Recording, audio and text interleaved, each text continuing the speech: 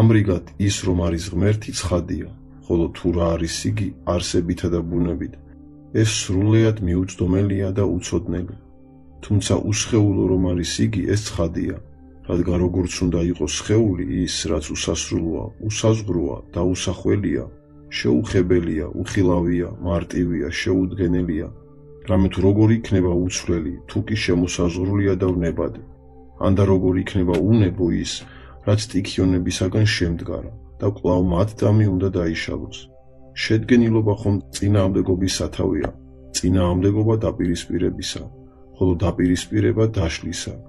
ღვთისათვის კი დაშლა სრულიად უცხოა, რადგან მაშინ როგორღა იქნებოდა შესაძლებელი ღვთისგან ყოველივეს განჭოლვა და აღსება, როგორც ამას ამბობს წერილი, ნუ თუ მე არ ვავსებ ცას და მიწას, ამბობს უფალი.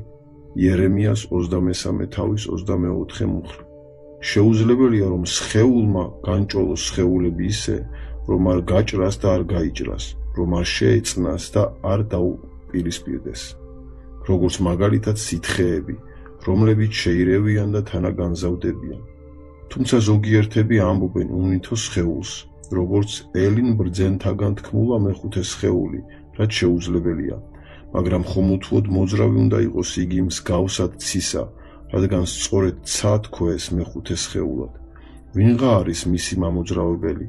ყოველი მოძრავი სხვისაგან მოძრაობს, ის კიდევ ვინმესგან და ასე უსასრულოდ, ვიდრე არ მივაწევთ რა მოძრავს, რადგან პირველი მამოძრავებელი უძრავია, რაც არის ღმერთი. როგორღა შეიძლება რომ ადგილით არ იყოს შემოწერილი ის, რაც მოძრავია? ამრიგად მხოლოდ ღვთაებაა უმოძრავო, რომელიც უმოძრაობის გზით ამოძრავებს ყოველივეს.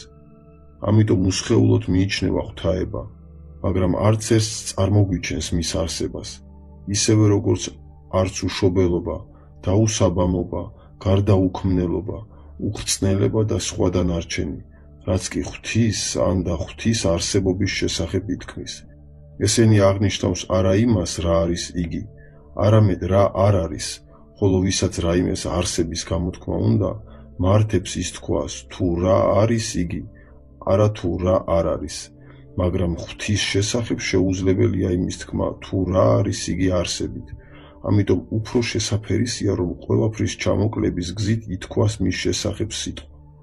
არსთაგან არაფერია იგი, არა თუ როგორც არაარსებული, არამედ როგორც ყველა არსზე უზემოესი და თვით არსებობაზეც კი ზემყოფი, რადგან თუ კი არსთა შესახებაა ცოდნა, ის რაც ცოდნაზე უზემოესია, უთუოდ არსებაზე უზემოესიც იქნება და პირიქით, არსებაზე უზემოესი ცოდნაზე უზემოესიც უნდა იყოს. ამრიგად უსასრულოა და უწვდომელია ღვთაება, ხოლო დღა ეს არის საწვდომი მასში უსასრულობა და მიუწვდომლობა, ხოლო ყველაფერი ის, რასაც მტკიცებითად ვამბობთ ღვთის შესახებ, გვიცხადებს არა ბუნებას, არამედ მას, რაც ბუნების გარშემოა, თუნდაც კეთილი ეწოდოს მას, ან და მართალი, ან ბრძენი, ან კიდევ სხვა რამ ამგვარი. არა თუ ღვთის ბუნება გამოითქმის ამით, არამედ ის, რაც ბუნების გარშემოა.